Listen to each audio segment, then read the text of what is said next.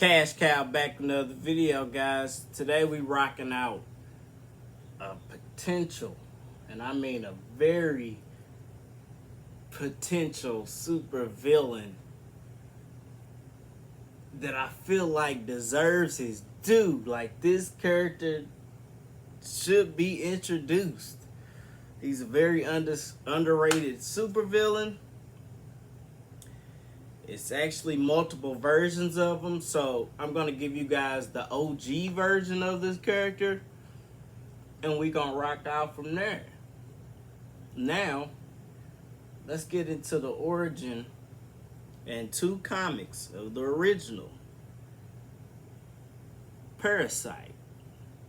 Alright? Let me hit you with this bio, and I'm going to show you these two comics, and let's rock it out. Alright, let's go. Now, guys, the original Parasite name is Raymond Maxwell Jensen. A lot of you guys are familiar with Rudy Jones because of the animated series. That's the second Parasite. Alright? I'll throw out an honorable mention for that book. If you want to invest in the Rudy Jones version of Parasite, then I'll throw out that honorable mention as I keep going. But we're going to go back to the OG one, and we'll start from there where it all begins.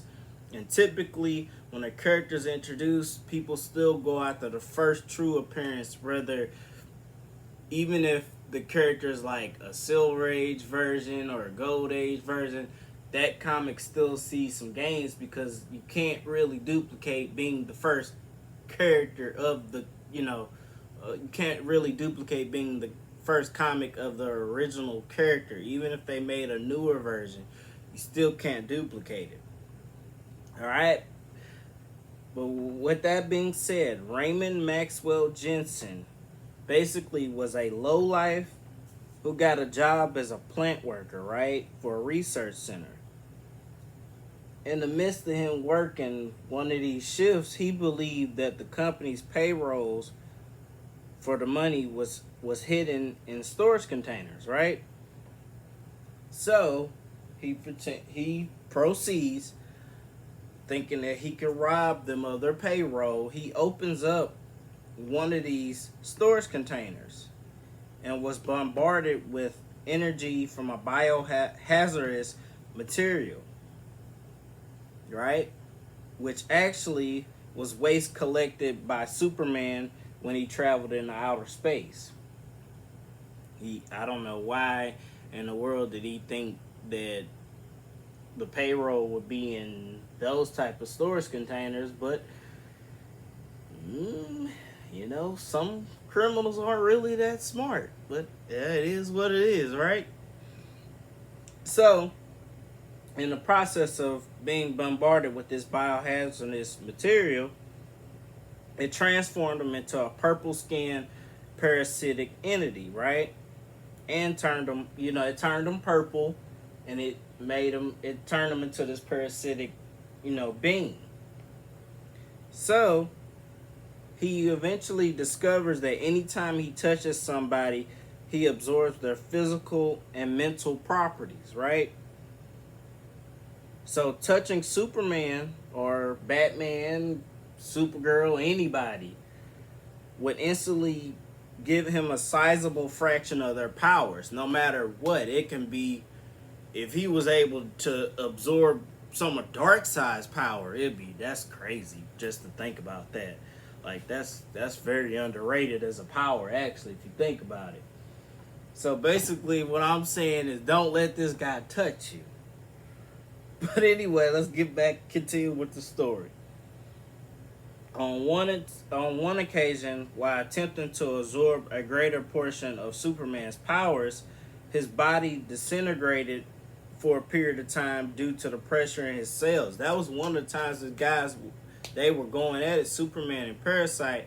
He tried to absorb so much power of Superman at one time, his body disintegrated. Because it was too much power for him to handle at one time.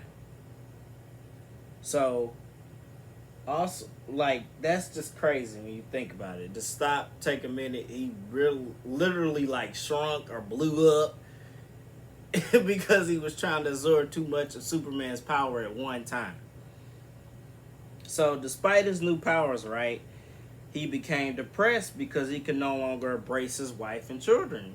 You can't touch them, you can't hug them. They probably don't want to be bothered with you because you looking like a Barney reject. You're all purple and stuff. So obviously that made him continue his life of crime. He felt like he ain't have nobody else in his corner. Might as well keep going with the crime, right? That's usually how criminals handle it. So the thing is, and remember what I said, guys, when he absorbs somebody, he absorbs some of their physical and mental properties. So their thoughts, their secrets, whatever is on their mind, deep down, up front, side, he absorbs that. He's basically he'll be thinking what you're thinking. So in the process of absorbing Superman so many times, he had the knowledge of Superman's alter ego, which also led to a lot of times he tried to attack Clark Kent because he knew Clark Kent was Superman. That's crazy. So it was on sight, like pretty much. So his powers are absorption of energy and knowledge and your powers. So like I said, if he were to touch Darkseid, he would absorb some of that power. Now it may be too much for him to handle, and if he think he disintegrated with Superman, then with Darkseid or somebody, he wouldn't stand a chance. But you got to get in close to be messing with Darkseid. So, and Darkseid got so much power to spare, it don't even matter. But that's another story, guys. Now, the honorable mention, because a lot of people, when you think of Parasite, you think of Rudy Jones. So the honorable mention, you guys might want, if you want to get the Rudy Jones version, is the Firestorm, the Nuclear Man 58, Volume 2, I want to say. It ain't Volume 1. I think it's Volume 2. So, the Firestorm, the Nuclear Man 58, number 58, Volume 2. Now, the difference between the Rudy Jones version and the Raymond Jensen version, I like how they're both RJs. That's crazy. This one also can mimic the DNA of anybody that he absorbs as well. So that's what kind of separates him from the Raymond Jensen version. He can mimic DNA also with all the other powers that came with absorbing energy and knowledge. Now with that, guys, let's hit you with these two comics. And let's keep it rolling. Comics number 361. This happens to be the second appearance of Raymond Jensen. It's a very overlooked key. It's pretty cheap, guys. It's pretty cheap. But this is the second appearance of the character Parasite. Like I said, so much potential with this. Like, everybody's focused on Brainiac, and I get it. Brainiac is pretty much, he's the omega to, Superman's alpha. You need to, if you can't do a Superman movie without either doing Zod or Brainiac. I get it. But he got he got a few other supervillains that actually command that attention besides Lex Luthor, Brainiac, and Zod. He can do some other ones. Parasite's not a bad one. They can finally have him fight Darkseid the way he's meant to fight. Like, he can fight Livewire, the video I did a few weeks ago. He can fight him. Or her, excuse me.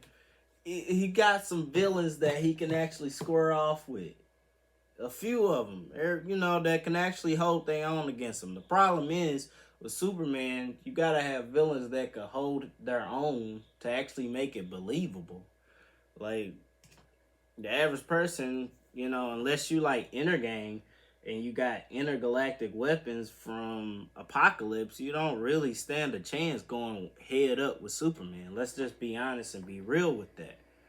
All right? But that's the second appearance of Raymond Jensen, Parasite. Now, the first one, the first appearance, we got Action Comics number 340. This is the first appearance and origin of Parasite. Now, also, when you buy this comic, if you were to buy this comic, make a note. It has a pinup. It says that up at the top. If it does not have that pinup in it, it is not complete. If you were to get it graded, it doesn't have that pinup, which actually a lot of versions you do find without the pinup. Same as like Batman 181 with first appearance of Poison Ivy.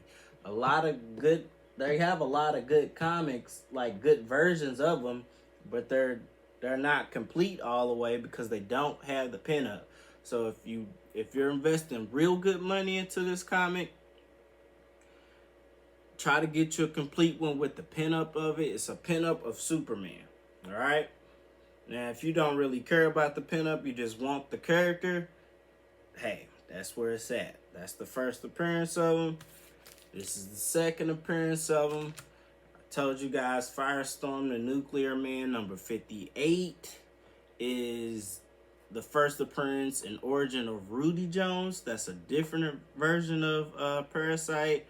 And I think later on down the line, they may have like a sister and a brother. They're like sibling parasites or something. I didn't really read into that. It kind of get a little weird. But I may check it out one day. Who knows? But with that being said, guys, this concludes my two comics.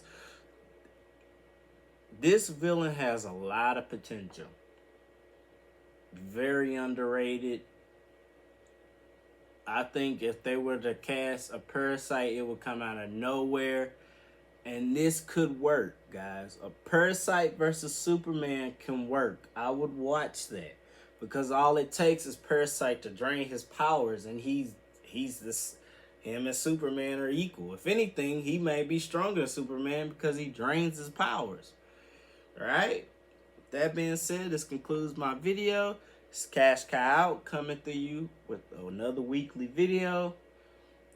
Be sure to check out some of my other stuff that I posted, guys.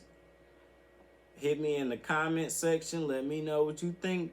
Is there any other potential Superman, villains that may be worth mentioning besides Zod, Brainiac, Lex Luthor?